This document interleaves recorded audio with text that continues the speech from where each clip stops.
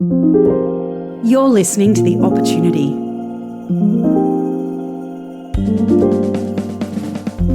Hi, my name's Adam Grant and I'm the Director of Communications at the Superpower Institute. In today's episode of The Opportunity, we're sharing a conversation that was recorded to mark the launch of TSI's latest report, The Case for Pricing Pollution. The discussion took place as part of a webinar called The Politics of the Impossible: Will Australia Prioritise its Economy and Make Polluters Pay? It was chaired by Australian Financial Review Economics Editor John Kehoe in conversation with TSI's Chair Rod Sims and Carbon Pricing and Policy Lead Ingrid Burfurd. The report examines how Australia's current policy mix is falling short on both climate and the economy and sets out two reforms, the Polluter Pays Levy and the Fair Share Levy, that are designed to reduce pollution efficiently, strengthen the budget and deliver a fairer economic outcome for Australians. We join the conversation as John Kehoe asks Rod Sims about the core problems these reforms are intended to solve. The two policies we're suggesting today go a very long way to addressing all three of Australia's major economic problems. Firstly, we're not, on current policies, going to meet our emission reduction targets. Secondly, we've got a huge structural budget deficit, which is constraining the government in all sorts of ways. And thirdly, we've got a productivity problem. And the two policies we're putting forward today essentially address all three of those problems. As you mentioned, we've got a Polluter Pays Levy, which is a levy on sites, about 160 sites in Australia that extract coal, gas and oil, as well as imports of fossil fuels. And we've got a Fair Share Levy, which is a Norway-style levy on the gas industry. In terms of the three challenges, with emissions reduction, at the moment we're doing that in reasonably inefficient ways. Imposing the Polluter Pays Levy is much more efficient. More importantly, it will reduce emissions by a lot more. And I guess the key point about the Polluter Pays Levy, at the moment, we've got measures to reduce emissions that either cost the budget or cost consumers. We believe it's polluters who should pay, and that's how we've structured the system. So your choice is current policies, budget gets hit, households get hit, or a policy where it's the polluters paying. In terms of the budget, we do have a significant structural budget deficit. That's very clear. Some would like that addressed by expenditure reductions. That's really hard because I would guess roughly that the budget deficit will be about 2% higher than what it is now because of the expenditure needs coming over the horizon, such as on defence, on various social policies. So if we can hold expenditure at the current level in meeting those needs, that's a great expenditure reduction result. So if we're going to affect the structural budget deficit, we're going to have to do it through revenue measures. These revenue measures, the Polluter Pays Levy, the Fair Share Levy, as John says, raise $35 billion, get the B rather than the M, billion, and will go a long way to doing that. And I think I would defy anybody to come up with more popular measures. Nobody likes tax increases, but the polling we've done suggests these two measures have overwhelming public support. And then, of course, you've got the productivity challenge. So the measures we're putting today do improve productivity, firstly, because they're more efficient ways to reduce emissions. Secondly, they provide a level playing field in our electricity sector because you're no longer getting those that pollute competing with those who don't pollute. You're putting them on a level playing field where if you do pollute, you pay for it. That, I think, will provide a real incentive for renewable energy, and it will be a significant boost to our electricity generation, which if we don't boost it, we're heading for problems. Secondly, those who want to boost productivity are arguing mainly to do that through tax reform. You just cannot have tax reform unless, in addition to tax reductions, you've got some tax increases. And thirdly, we need to send the right signals throughout our economy for the investment we need in the future. Just a final point, if I could, John.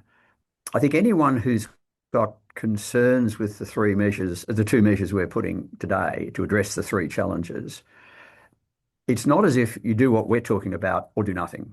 You just cannot do nothing. You've got to do more on emissions reduction, budget deficit reduction, productivity improvement. If you don't like our measures, then explicitly tell us what measures you do like that are preferable to the two levies we're proposing today. Thanks, John. Thanks, Rod, for that intro and overview. Ingrid, building on what Rod sort of said there, happy for you to give a very high-level take in addition to what Rod said there about why you think this is the direction of travel Australia needs to head in for climate and energy policy, but also be keen to dig into how the actual first one of these levies, the polluter pay levy, would operate too. I think that's the bigger, chunkier one that would raise roughly about $22 billion out of the $35 billion a year.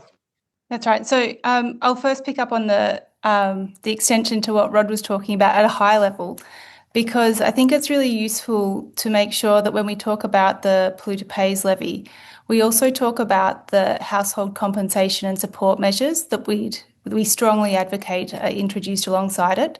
So, as you said, the PPL will raise on average $22.5 billion a year through to 2050. That's a really substantial amount of money. And what we explicitly recommend is that the government uses a very large share of that to compensate households for any increases in their energy bills. So that's across electricity, gas, and transport fuels. Now, the proposal we've put forward there is worth, on average, $4.1 billion through to 2050, and at the household level, that's about $330 a year. It peaks in the early 2030s because that's when energy prices are expected to peak. But on top of that, we've also recommended that there is a household support package.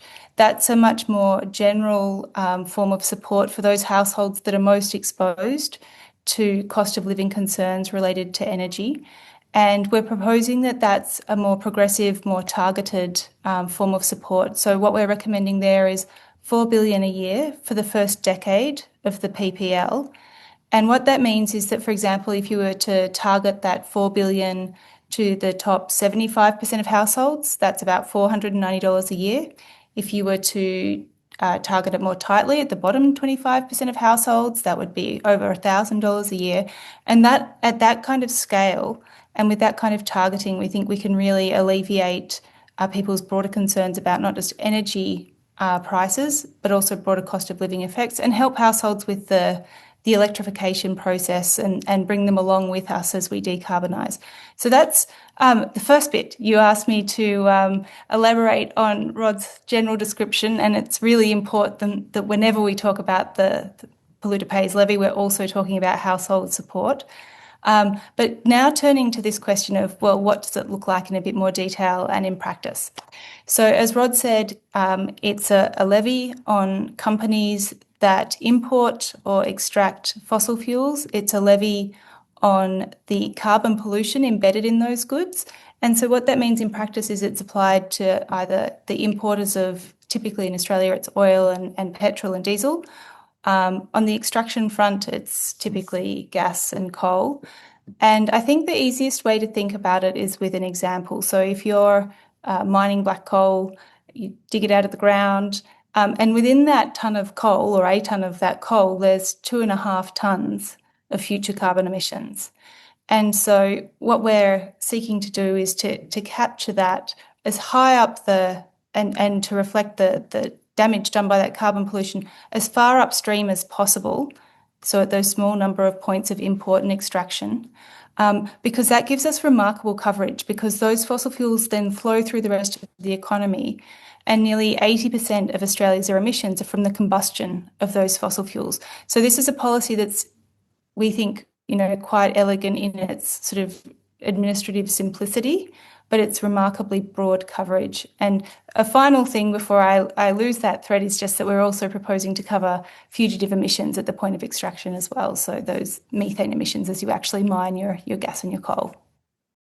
Thanks, Ingrid, for that description. Rod, just building on that, essentially it's, I think, targeting the extraction of coal and gas and then the importation of fuel and other things that are very emissions intensive in Australia. It seems to be a little bit more narrowly targeted than the Gillard government's carbon price that they had in around 2012 for a couple of years before it was removed by the Abbott government. What's the thinking behind maybe not the same breadth of actually who's paying this tax directly? And your thoughts? Ingrid said that it still flows through to, I think, capture about 80% of emissions across the economy. That's right, John. So it's very broad. I think the key point is that it's simple. I mean, we wanted to keep it really simple. And as I think hopefully my explanation and certainly Ingrid shows, it's really easy to explain.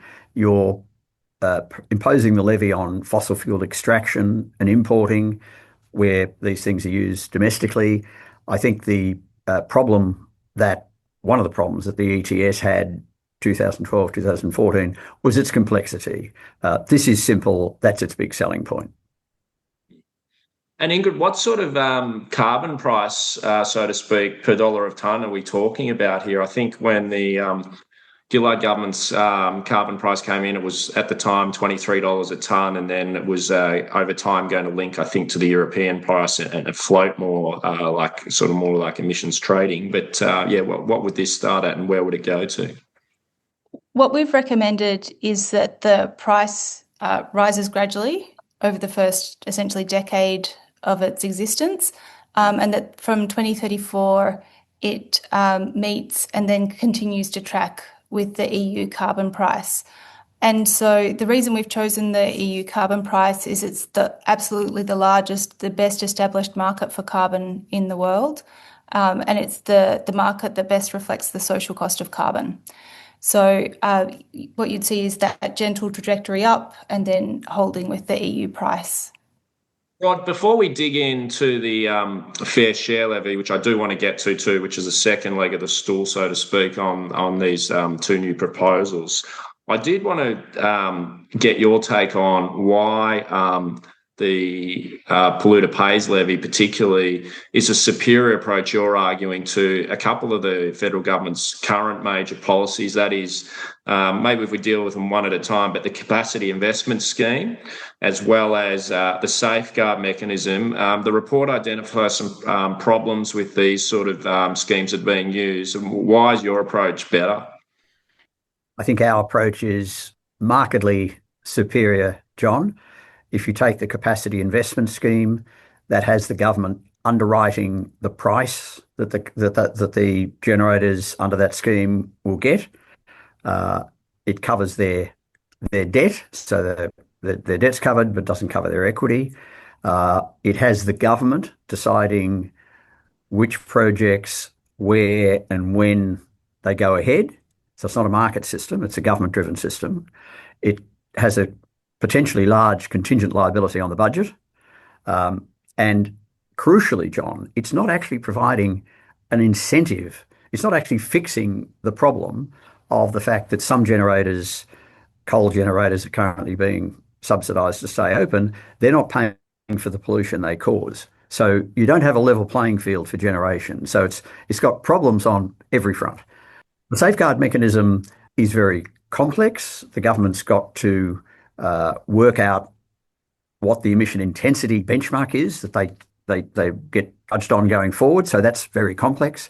It covers about 30% of emissions. If you want to extend that, you're going to face even more complexity. And crucially, John, it does not raise any revenue.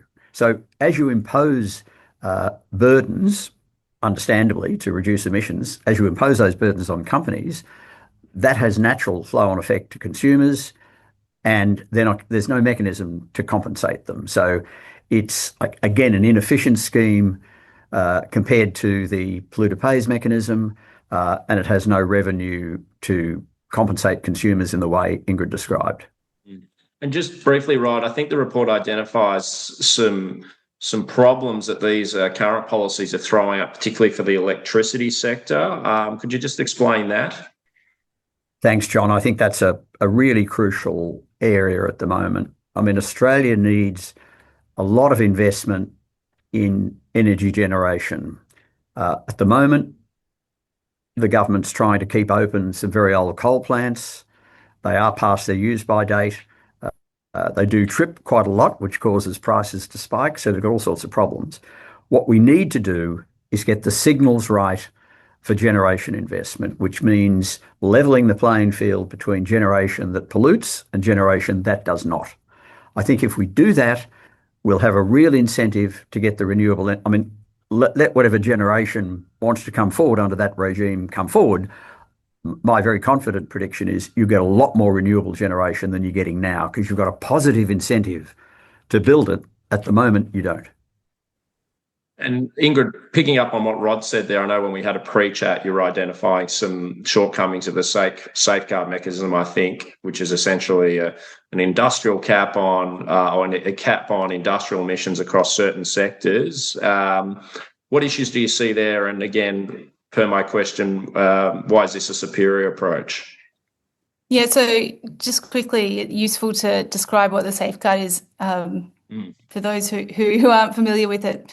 Yes. So the goal of the safeguard mechanism is to reduce emissions from Australia's largest emitters. So it captures about 220 facilities that emit 100,000 tonnes of carbon each year or more. And the way it works is that there's an emissions intensity baseline specified for those facilities, and it rakes down through time. It covers about 30% of Australia's emissions.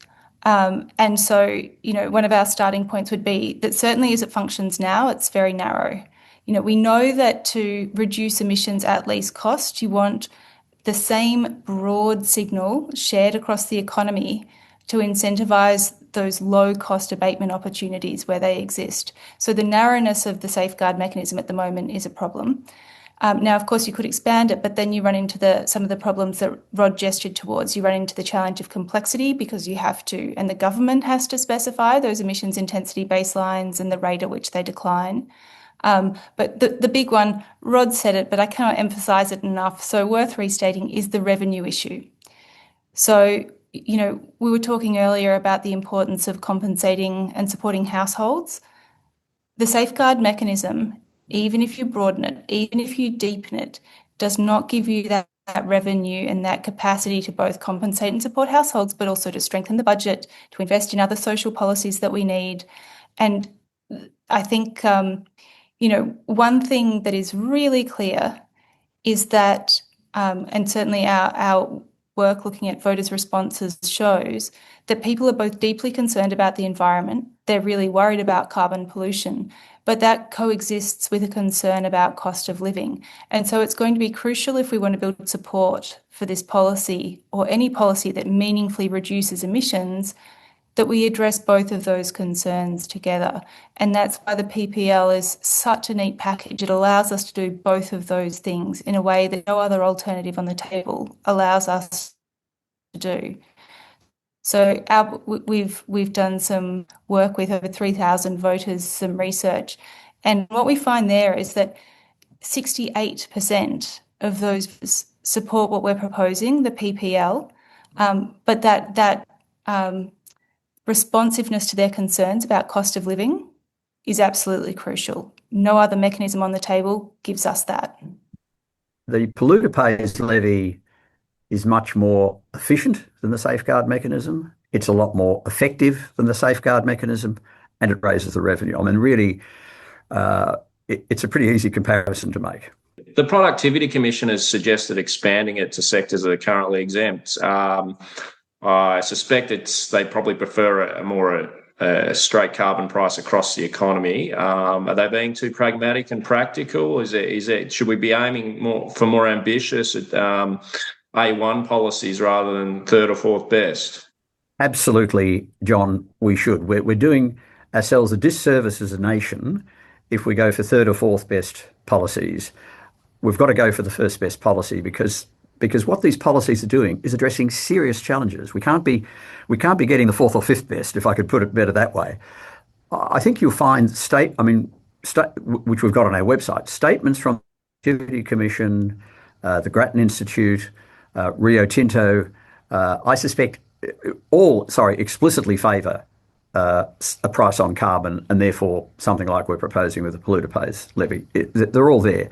When I think the Nelson review on electricity was explicitly constrained from proposing a levy on pollution. I think the Productivity Commission, in terms of its references, has been constrained as well.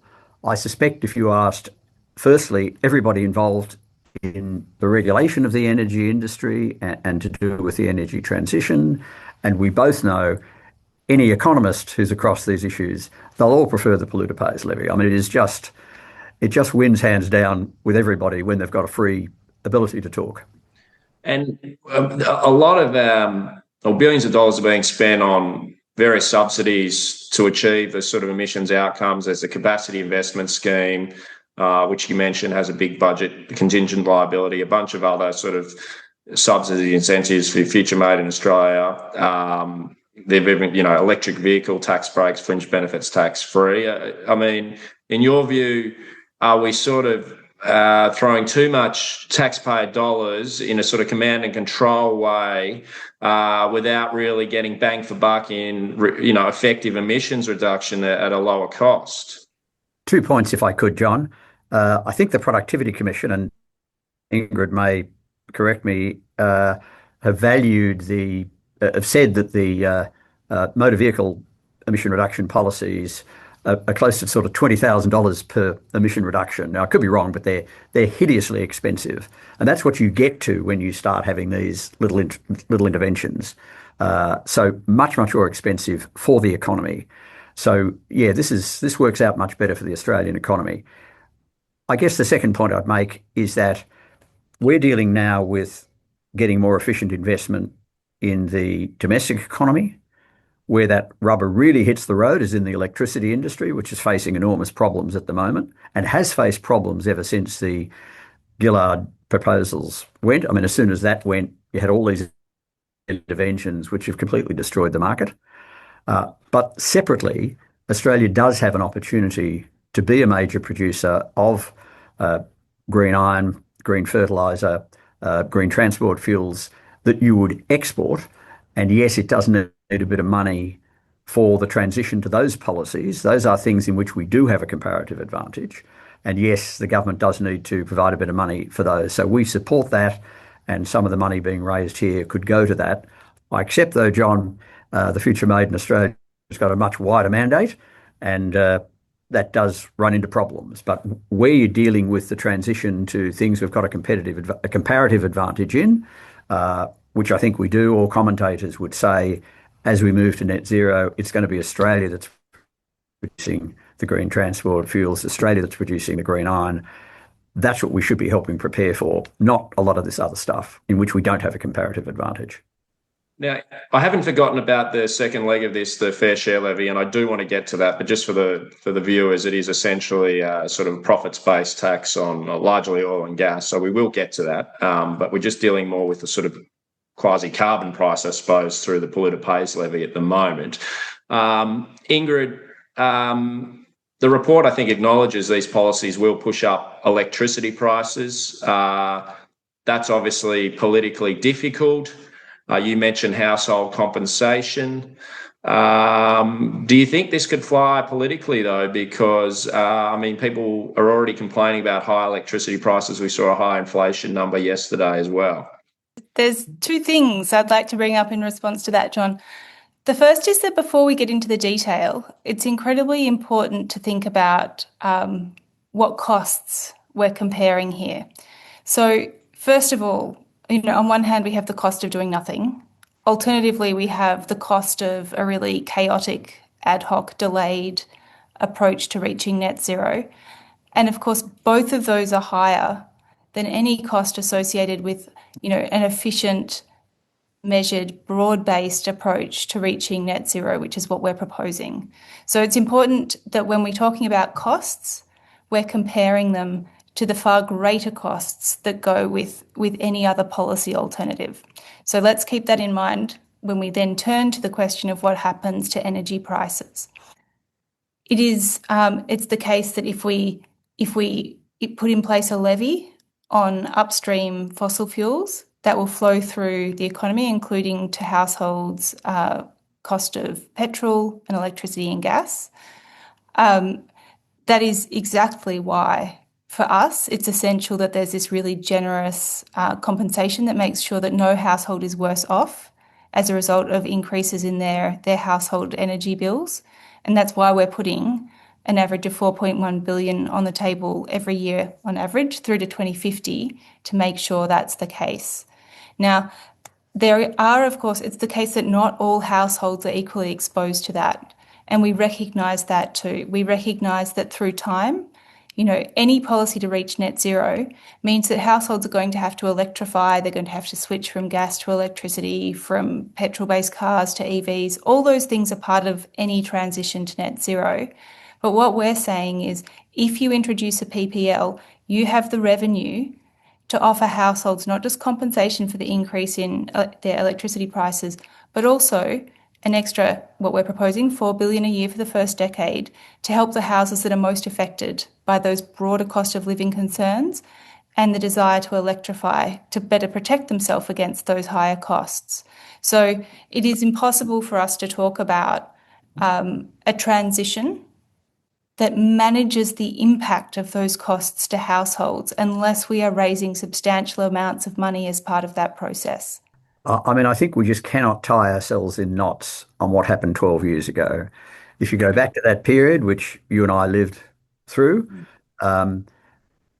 you had changes in prime ministers during that period. There's a lot going on in the economy at that time that had politically negative implications. So how much you attribute the 2014 election to the carbon price, I don't know. But the attack you had on the ETS then, I don't think you can run that attack now. There's more awareness of climate change. As Ingrid said, there's way more compensation than people need here. And I think you now have people understanding we've got to take steps to climate change, and they now have a better understanding of the alternatives. And as Ingrid mentioned, the polluter pays levy has got nearly 70% public support. So if the government's worried about the politics, look at the surveys. It is actually a popular policy. Times have changed. So you think perhaps that the impact of the Tony Abbott's campaign against the Labor's carbon tax may have been overstated in the sense of the political detrimental impact it had, because, as you say, there were other things going on. There was also the mining tax, the change of prime ministers. It was a pretty chaotic government, to be frank, looking in from the outside. So maybe what you're suggesting is the carbon tax was maybe not as unpopular as folklore would have you believe. I think 2 points, John. One is, as you say, to be blunt, it was a chaotic government. We have to say that. There was chaos at that time. And so attributing what led to what is difficult. So anyone who's apportioning the defeat of the government in 2014 to the emissions trading scheme, I think is way overdoing it. There was some polling that showed it actually wasn't that the ETS wasn't that big an issue, but I'm not debating that. I'm more saying there's a lot going on. I think they were in problems anyway. Secondly, John, they're just not going to get away with saying it's going to increase your Saturday afternoon barbecue by $100. It just doesn't work anymore. Those lines of attack, I think, have just worn out. People, you could do it back then because you caught everybody by surprise, big change in policy. You could make all sorts of outrageous statements. I don't think you can get away with that anymore. We've come a long way. Back then we threw an emissions trading scheme on a lot of concrete, had no preparation. Now you've got really fertile tilled soil on which the PPL will land, and I suspect it'll land very, very well. Can I just jump in also to make the point that difficult or policies that feel difficult to implement have been successfully implemented before, even in the face of naysaying. So it is the case that Australia successfully introduced tariffs, which have tremendously lifted Australian welfare and growth through time. It's also the case that we were never, ever going to have a GST, and that was taken to an election, and we have a GST. It is possible with persistence, with good communication, with intent to pursue and to successfully pursue first best policy. You just have to commit to it. I think that is the lesson from the tariff reductions, as Ingrid said, John. A long history of tilling the soil until the time was right to do it. And the time is right for the polluter pays levy, and the tariff reductions. A lot of firms disappeared when those tariff reductions came down. I mean, it was a really tough policy to bring in, but the benefits to Australia are absolutely clear. I mean, it is a bit ironic, I've always found, actually, that I think some of the biggest sort of industry critics of carbon taxes and prices at the time, some in the big business community, the mining community now, so they're some of the ones who are actually advocating for a simple carbon price in the economy. Now, I think where there might be still disagreement would be what's the right level, how much of Australia's contribution should Australia make? And so it might be around the size or quantity of any sort of carbon price or contribution as opposed to the mechanism. But I think there probably does need to be a bit of a reflection even on those interests about, well, given we got rid of a reasonably efficient mechanism to price carbon, we're now going down a very, very expensive and less effective route through this sort of more command and control big government approach. Couldn't agree more. And also, though, in the context of, the scale of what we need to achieve. So just to kind of put what is required in context, between 2005 and 2024, Australia's emissions were reduced on average about 9 million tonnes each year. To land our 2035 targets, we need to more than double that rate of annual reductions. So it is clear that the policies we have in place at the moment are not the policies that can achieve the reductions in emissions that we need. So the question is, what is the best way to go about doing that?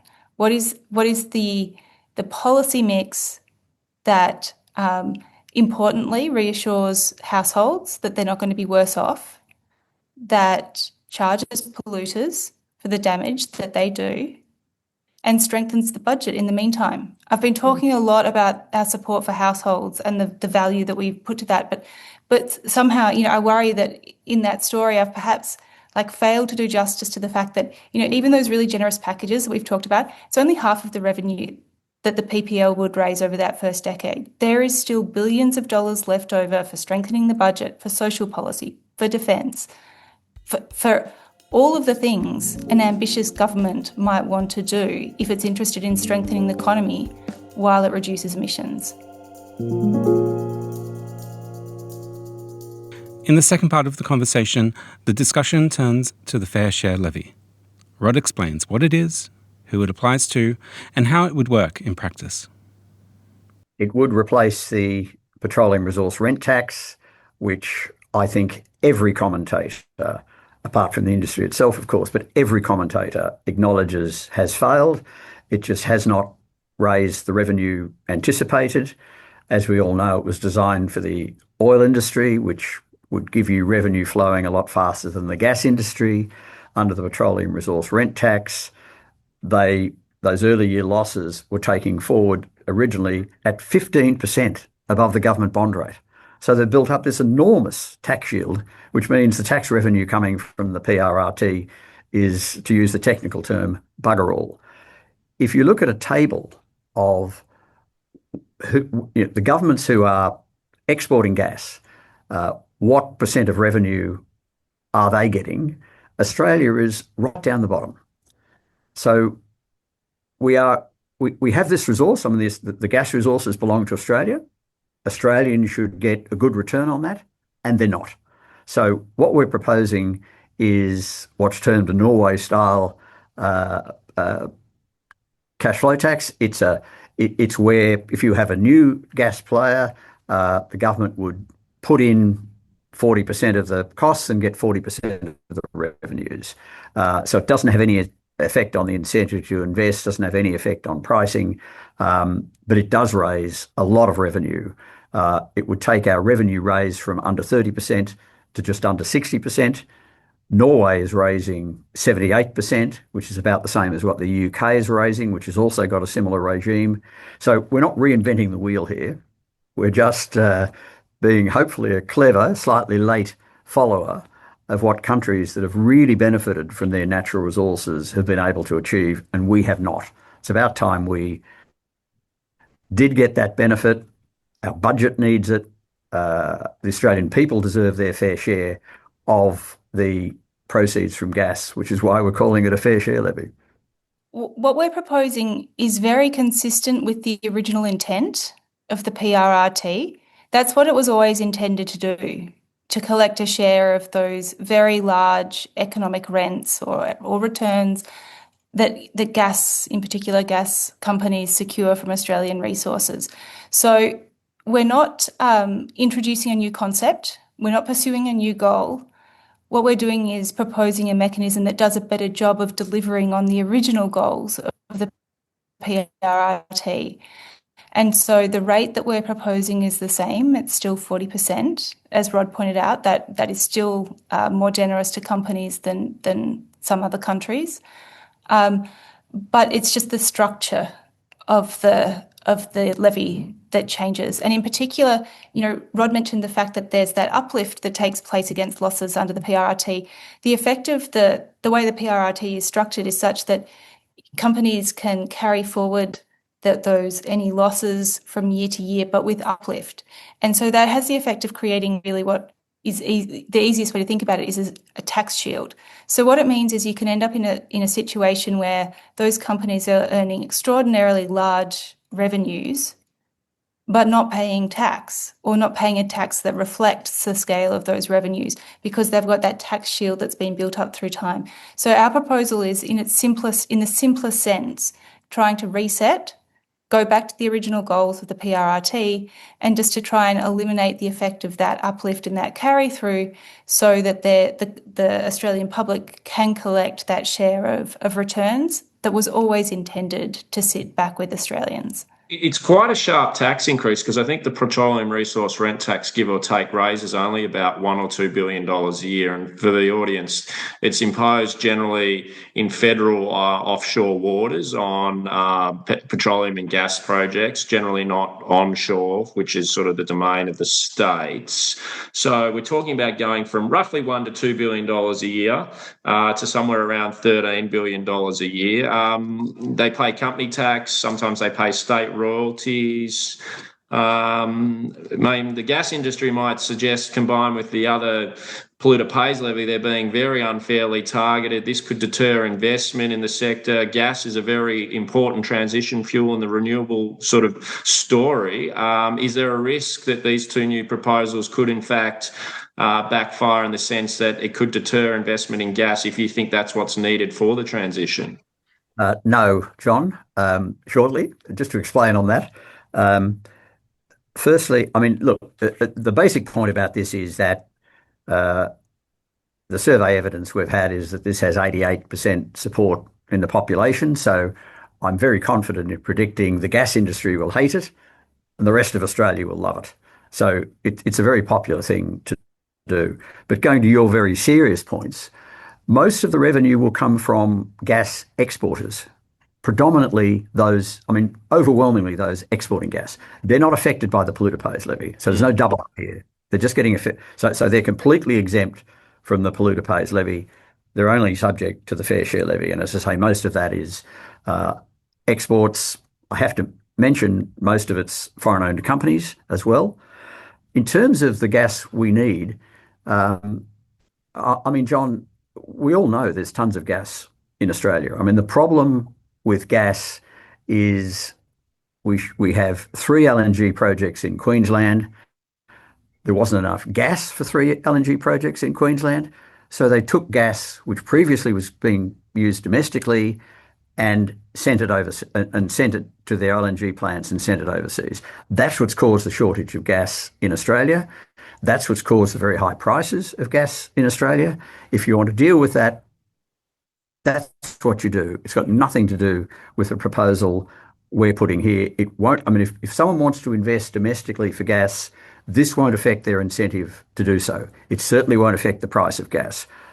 Australia, I'm a big fan of doing more on the gas policy front. Australia pays by far the highest domestic gas prices of any gas exporting country in the world. I mean, by far, by magnitudes.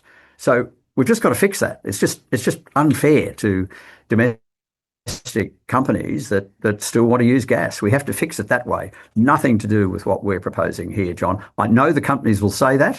If you're the CEO of a gas company, you've got to work to protect your shareholders. But this overwhelmingly has public support, and for very good reason. It's good policy and it benefits the Australians who actually own the gas resources. Ingrid, I mean, do you see gas as an important part of the transition to renewables? There is debate about that, or do you see it as more temporary? And building on what Rod said, all of the work I've seen sees a small role for gas in some peaking. As we get close to net zero, of course, the goal is to drive that down to the lowest share possible. As Rod said, gas is currently an incredibly important input for Australian businesses, but it is important to be clear. The fair share levy is not going to push up the cost of gas. And it's a little bit unintuitive, I realise that. And so I'm going to take a second to explain why that is, because it's not intuitive, and that's reason enough to talk about it in my book. So when we think about taxes, typically, or levies or royalties, anything in that they increase the cost of production. The fair share levy does not in any way increase the cost of production. It's not the case that when a gas company looks at its books, it has changed the cost of inputs or labour or land or anything like that. It is a levy on profits. So companies still have the same incentive to produce at the same price, to trade, to produce the same quantities, to employ as many people, to invest. Those things are unchanged.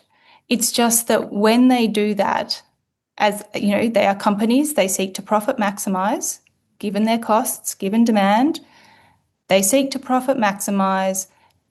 Under a fair share levy, the government, on behalf of all Australians, takes a bigger share of that back, of profits. We're not lifting costs. So I think it's absolutely crucial to make sure that we keep concepts about the fair share levy completely distinct and separate from conversations about the cost and availability of gas. Because one reason we favour this as a policy is because of these very neat kind of economic neutrality principles. Just to add to Ingrid's excellent explanation, I mean, she said that the gas producers who are selling domestically are trying to sell for the highest possible price they can. We're not affecting their cost structure. Nothing's going to change in terms of the price. If they want to use this as an excuse to raise prices, well, why didn't they raise prices before? So they're charging whatever they can now. It won't affect the price that they sell for. Okay, thanks both. I just wanted to zoom out for a second and look at the bigger picture, what's going on in the world at the moment. It's fair to say in terms of climate and energy policy in some of the big economies, the world has changed a bit over the last year or two, particularly with Donald Trump's return to the White House, pulling the US, which is the biggest economy in the world, again out of the Paris Agreement. Even Mark Carney, the new Canadian Prime Minister, who has been a big advocate for climate change action, has gotten rid of Canada's consumer carbon tax. Yes, the world seems to be moving in a different direction at the moment. You're advocating almost sort of to double down and go aggressively on emissions reductions. Is there a risk that Australia sort of finds itself, I guess, stranded going against the flow and could hurt its own economy by going down this direction? The world is decarbonising, right? Whatever people say, that's what's happening. The rate of growth of fossil fuels production is going down. It's going to be negative very soon. We'll start having declines in fossil fuel production. And that's not based on people's commitments. That's just trends of what's going on in the world. So it is actually happening. There's been a massive reduction in emission intensity of economies, a massive reduction of emissions in the countries that we often compare ourselves to. So I think people can talk all they like, but people know that there is this problem, and so it's making it hard for them to invest in a range of things that increase emissions. I mean, look at China. China is adding to its stock of new generation. 80 to 90% of that is renewable energy. So whatever people say, and of course, there's a lot of renewable energy going on in the US as well, because if you take Texas, it's just cheaper. And it's cheaper in India and a lot of other countries as well. So not only you've got to be careful if you invest in coal because you know what's going to happen, but it's also cheaper. So it's actually happening, John, just on an extrapolation of current trends. But Ingrid, have another shot. Thank you for the question, John, because I think this is something a lot of people are wondering about. So clearly the international trade and political context has changed. But I think it's really important we don't get distracted by the noise and we focus on the substance of what is unchanged and what is substantial and what will drive the global pathway. More than 3/4 of global emissions are covered by net zero commitments for the central decades of the century, the mid-century.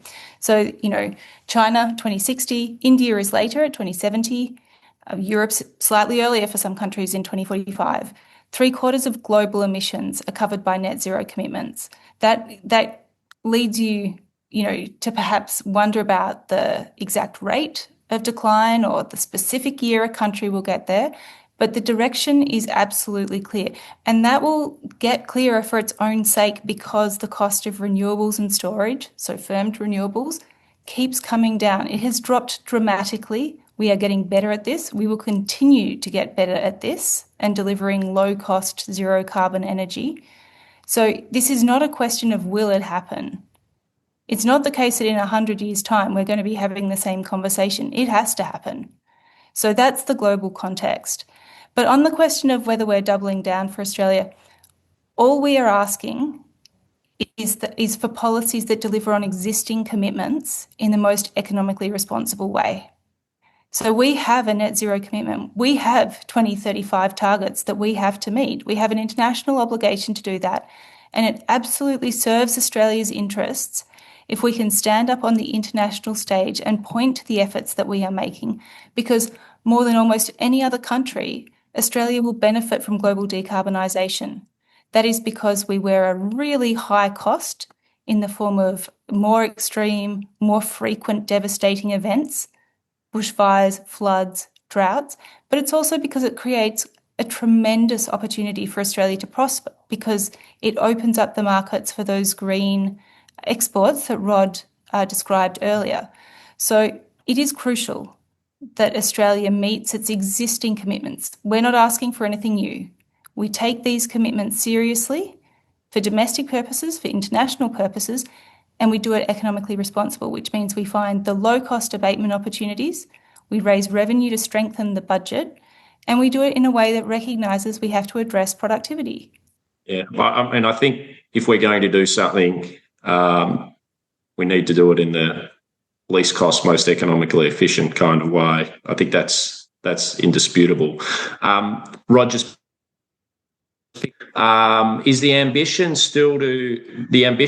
for Australia to have some sort of green export, green iron, green hydrogen industry still a realistic one, given I think at the moment it appears at least we're struggling to generate enough electricity just domestically, for want of a better phrase, to keep the lights on. We're having to extend coal-fired power stations like Eraring. There's going to be enormous demand from data centres as well. I mean, is the idea that we could become an exporter of renewable energy and products linked to it still a realistic one? Oh, yes, it is, John. The pressures facing the East Coast electricity grid are why we've got to get the incentives for generation change through the polluter pays levy, and that's really the answer to that problem. But in terms of the exports, we've never suggested you export hydrogen. That got thrown into the debate and has mightily confused things. Hydrogen is an input to production. You need hydrogen for green transport fuels, you need it for green iron. There are companies out there very close to final investment decision or moving along that path for green transport fuels, for green iron. So these things take time. I mean, the green iron projects, 1 or 2 million, I got my curves right, 1 or 2 million tonnes per annum. I mean, they're sort of $10 to $18 billion projects. They take time to get going. you need to sort out Australia. I mean, the biggest threat to what you just described, John, the green energy intensive exports such as green iron and green transfer fuel, is our approval system.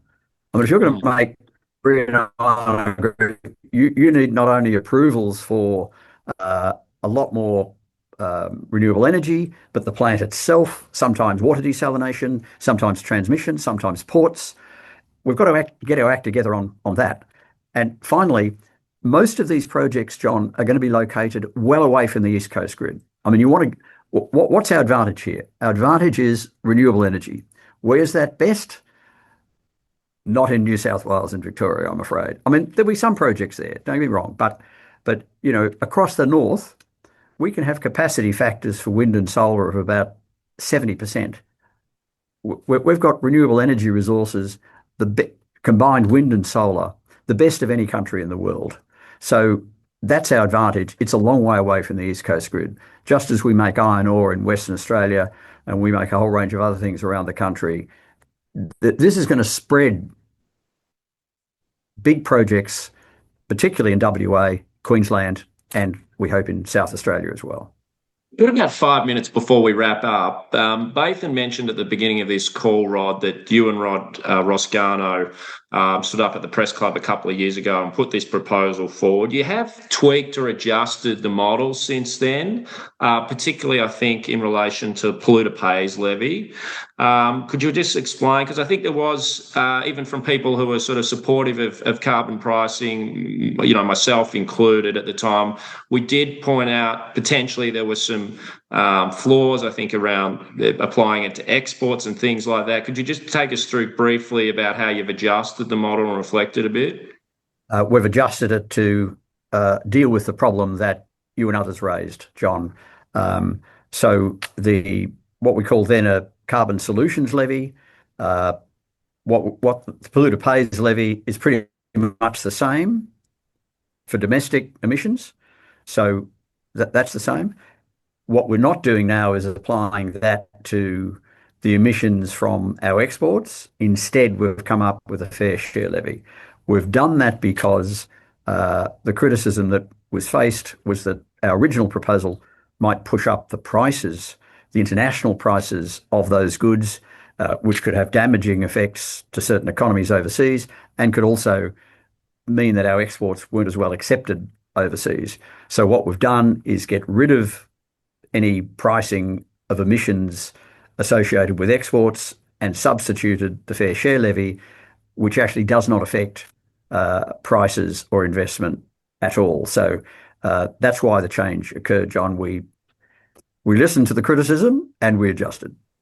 Well, we've got a couple of minutes before we wrap up, so I'd like to give you both an opportunity just to summarise and conclude. And maybe, Ingrid, if I could start with you, what would your sort of closing thoughts and remarks be?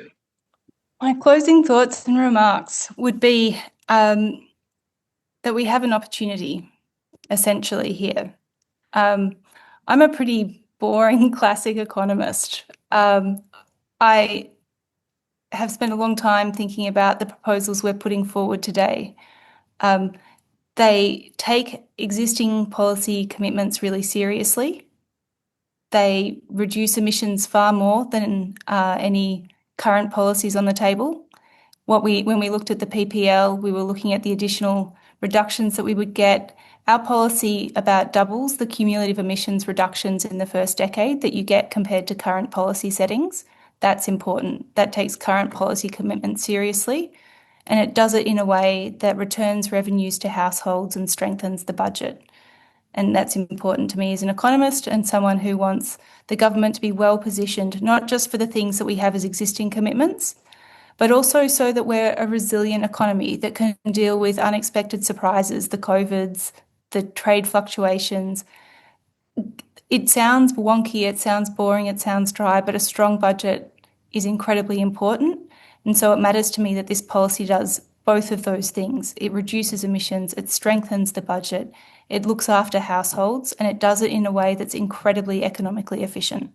Look, how hopeful are you that the Albanese government will actually seriously pick up and consider this piece of work? They seem to be heading in a different direction at the moment, even though they are aiming for sizable emissions reductions. the mechanism of getting there is different?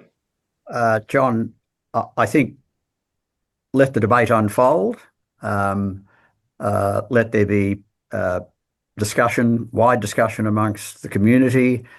We've got the polling, which shows the political popularity. I guess the question I'd be putting to anyone who opposes the two proposals we've got, the fair share levy and the polluter pays levy, is, okay, if you don't want those policies, how else are you going to reduce emissions? And let's understand the relative costs of that. How else are you going to fix the budget deficit? How else are you going to fund tax reform? Just explain that. So you can't just say no to this. You've got to say, what's your alternative to address emission reduction, budget repair and productivity? And I look forward to hearing those answers, John.